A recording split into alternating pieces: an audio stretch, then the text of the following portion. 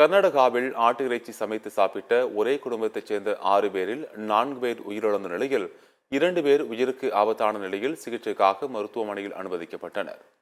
கர்நாடக மாநிலம் ராய்ச்சூர் பகுதியில் சேர்ந்தவர் பீமன். இவர் ஆட்டிறைச்சி வாங்கி வந்து தனது குடும்பத்துடன் சமைத்து சாப்பிட்டதாக கூறப்படுகின்றது. சாப்பிட்ட சிறிது நேரத்தில் குடும்பத்தில் உள்ள 6 பேரும் வாந்தி மயக்கத்துடன் உடல்நலம் பாதிக்கப்பட்டுள்ளனர்.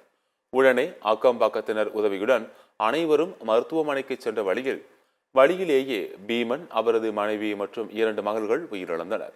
மேலும் 2 பேர் உயிருக்கு ஆபத்தான நிலையில் மருத்துவமனையில் சிகிச்சை பெற்று வருகின்றனர். தகவல் அறிந்து சம்பவ இடத்திற்கு வந்த போலீசார் உடல்களை மீட்டு பிரேத பரிசோதனைக்கு அனுப்பிவிட்டு வழக்கு பதிவு செய்து விசாரித்து வருகின்றனர்.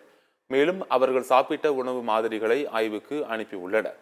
உயிரிழப்புக்கு காலாவதியான இறைச்சி காரணமா அல்லது குடும்பத்துடன் தற்கொலை முயற்சியா என்ற கோணத்தில் காவல்துறையினர் விசாரணை மேற்கொண்டு வருகின்றனர்.